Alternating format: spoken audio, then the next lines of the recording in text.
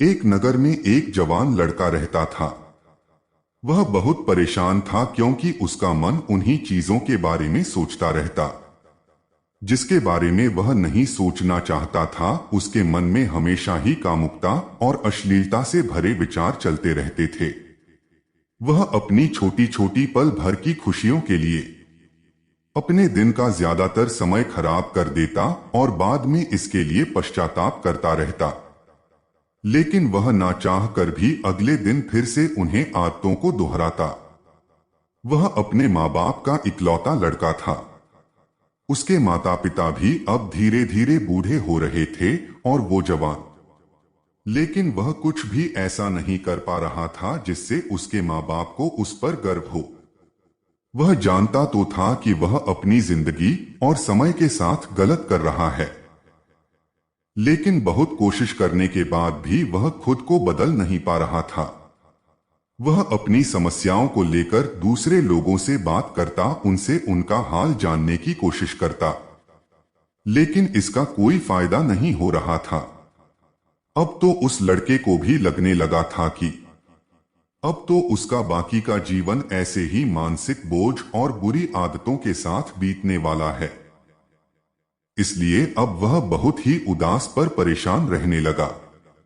ऐसे ही एक दिन वह अपने विचारों में खोया हुआ अपने गांव के तालाब के किनारे बैठा हुआ था।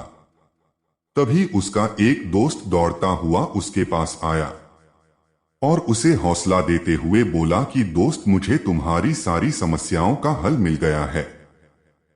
अपने दोस्त के मुंह से ये बात सुनकर वह लड़का बहुत खुश हो जाता है और उत्साह पूर्वक पूछता है कि बताओ क्या है मेरी समस्याओं का समाधान, जल्दी बताओ। उसके दोस्त ने कहा कि ध्यान ध्यान ही तुम्हारी सारी समस्याओं का समाधान है।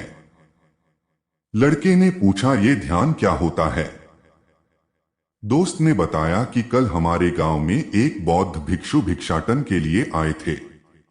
गांव के सभी लोग उन भिक्षु से अपनी अपनी समस्याओं का समाधान पूछ रहे थे, तो मैंने सोचा मैं भी तुम्हारी समस्या का समाधान पूछ लेता हूं।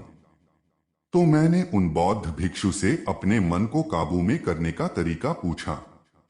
मेरा प्रश्न सुनने के बाद बौद्ध भिक्षु ने ज्यादा कुछ तो नहीं बताया, बस इतना ही बताया कि ध्यान ध्यान ही जीवन की सारी समस्याओं का समाधान है।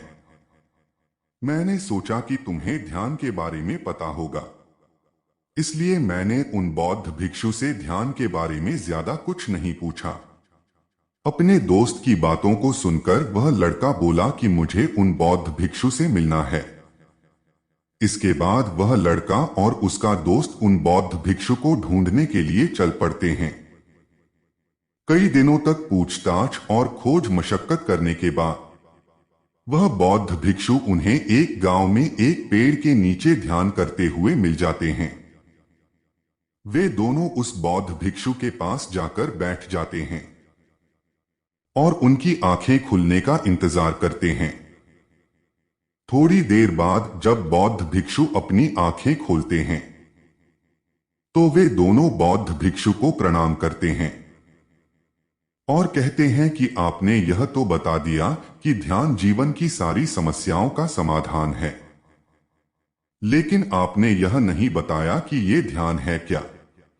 भिक्षु बोले, ध्यान क्या है, इसे मैं शब्दों में समझा पाऊं इतना सामर्थ्य तो मेरे अंदर नहीं है, लेकिन अब आपने पूछा है तो इसके बारे में मुझे कुछ ना कुछ तो बताना ही पड़ेगा। तो सुनो, ध्यान का मतलब है ना कोई प्रश्न, ना कोई उत्तर, ना कोई विचार और ना ही कोई भावना। यह एक ऐसी स्थिति है जो हमारी वास्तविकता से हमारा परिचय करवाती है। इस स्थिति में पहुंचकर व्यक्ति के अंदर कोई भी प्रश्न, कोई भी उलझन शेष नहीं रह जाती, क्योंकि उसके सामने सब कुछ स्पष्ट हो जाता है। उसे इस जीवन का व्यर्थता का पूर्णता आभास हो जाता है। लड़के ने पूछा कि ध्यान की ऐसी स्थिति को कैसे प्राप्त किया जा सकता है। बौद्ध भिक्षु बोले, ध्यान करना बहुत आसान है। और बोले, क्या तुम्हें बैठना आता है? लड़का बोला, हाँ मैं बैठ सकता हूं। बौद्ध भिक्षु ने कहा, कितनी देर तक बैठ सकते हो?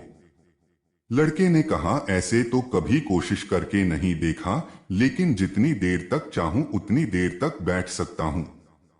बौद्ध भिक्षु ने कहा, हर रोज 1 घंटा आंख बंद करके सीधा बैठना है।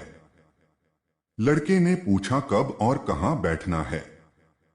बौद्ध भिक्षु बोले, कभी भी और कहीं भी, बस एकांत में और शांत जगह बैठना है। लड़के ने फिर पूछा कि मेरे मन के ये गंदे विचार और मेरी बुरी आदतें कितने दिन में छूट जाएगी? बौद्ध भिक्षु बोले, सिर्फ 1 दिन में, अगर तुम 24 घंटे आंख बंद करके बैठ सको तो।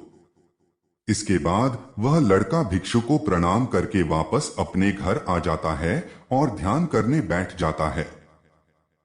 लेकिन जैसे ही वह आंखें बंद करके बैठता है, उसके मन में तरह तरह के विचार उठने लगते हैं, जैसे कि क्या ध्यान करने से क्या कोई फायदा होगा? मैं अपनी बुरी आदतों को छोड़ भी पाऊंगा या नहीं? आखिर सभी लोग मेरी इज्जत कब करेंगे? मैं तो उससे प्रेम करता हूं, लेकिन वह मेरे से प्रेम कब करेगी? मैं ऐसा क्या करूं कि मैं बहुत सारा धन कमा सकूं और अपने नगर का सबसे अमीर व्यक्ति बन जाऊं? इसी तरह के अनेकों विचार अब उसके मन में उठने लगे। फिर उसे याद आया कि बौद्ध भिक्षु ने तो कहा था कि ध्यान की अवस्था में कोई विचार, कोई बाधा नहीं आती। इसलिए अब वह अपने विचारों को रोकने की कोशिश करने लगा, लेकिन वह अपने विचारों को नहीं रोक पाया। अब वह फिर से उदास होकर आंखें खोलकर बैठ जाता है और सोचने लगता है कि अपने जीवन में अब तक बहुत से मुश्किल काम किए हैं, लेकिन इतना मुश्किल काम कभी नहीं किया था। और बौद्ध भिक्षु तो बोल रहे थे कि ध्यान करना तो बहुत आसान है। इसके बाद वह लड़का दोबारा और उन बौद्ध भिक्षु से मिलने के लिए चल पड़ता है और उनके पास जाकर पूछता है कि आपने तो कहा था कि ध्यान करना बहुत ही आसान है, लेकिन यह तो मुझे अपने जीवन में किए गए अब तक के सभी कामों से मुश्किल लग रहा है। मेरे बहुत प्रयास करने के बाद भी मेरे मन में उठने विचार कम नहीं हो रहे हैं।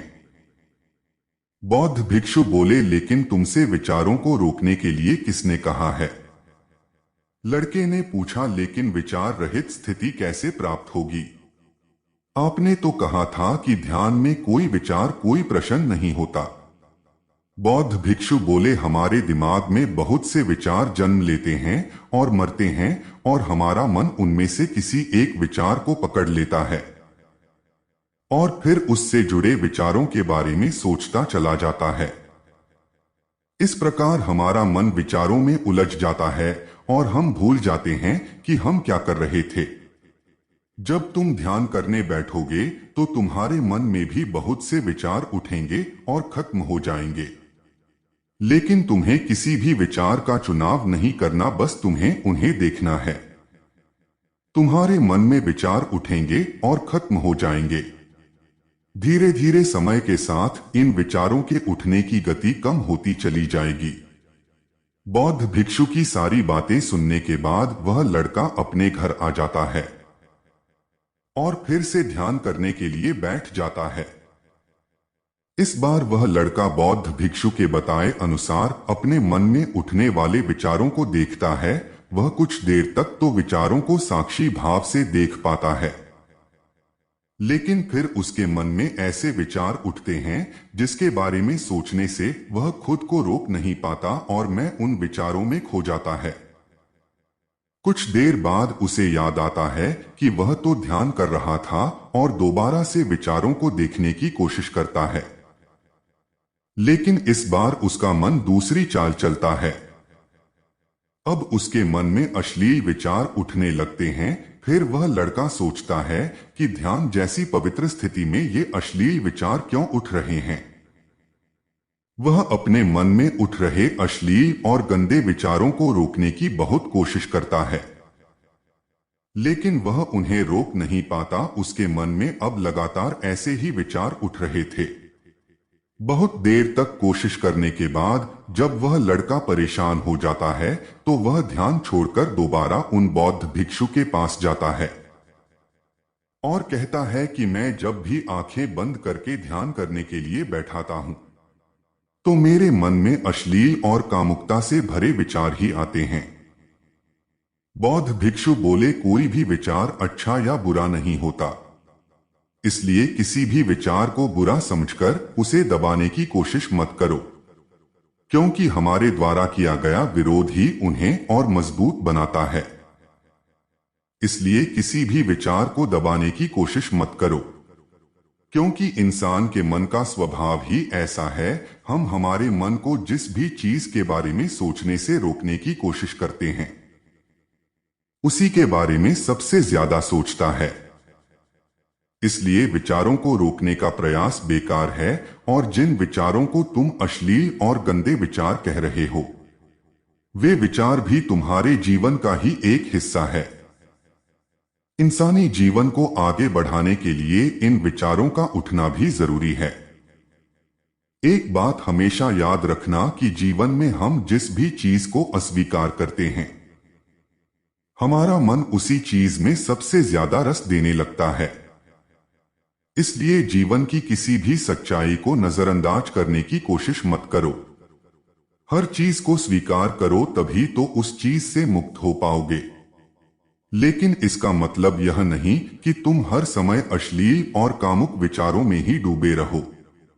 तुम्हें यह समझना होगा कि काम वासना हमारे जीवन का केवल एक छोटा सा हिस्सा है, पूरा जीवन नहीं। इसलिए जीवन के इस पहलू को भी स्वीकारो और आगे बढ़ो, क्योंकि इस जीवन में इसके आगे भी बहुत कुछ जानने के लिए है। लड़के ने पूछा, लेकिन हमारा मन हमारे साथ इतनी चालें क्यों चलता है कि मन ही हमारा शत्रु है?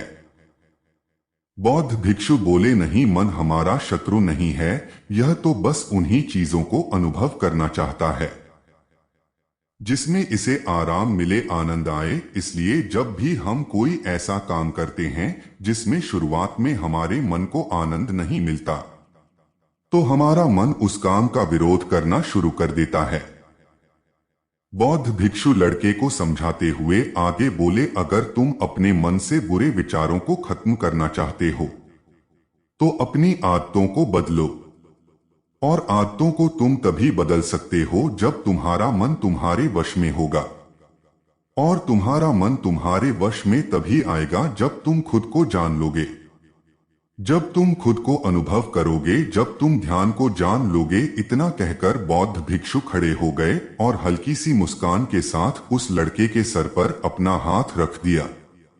इसके बाद उन्होंने अपना भिक्षा पात्र उठाया और वहां से चले गए। वह लड़का उन बौद्ध भिक्षु को जाता हुआ देखता रहा, लेकिन वह अब खुश था, क्योंकि उसे अपनी समस्याओं का समाधान मिल चुका था। ध्यान के रूप में वह समझ चुका था कि उसे हर रोज ध्यान के लिए बैठना है और उसे अपने मन में उठने वाले विचारों को आते जाते देखना है, लेकिन किसी भी विचार को पकड़ना नहीं है। समय के साथ वे विचार खुद ही गायब होते चले जाएंगे। साथ ही वह यह भी समझ गया था कि कोई भी विचार अच्छा या बुरा नहीं होता। विचार केवल एक विचार होता है, इसलिए विचारों का विरोध करना बेकार है। दोस्तों, आपको आज की हमारी यह कहानी कैसी लगी हमें कमेंट करके जरूर बताइए।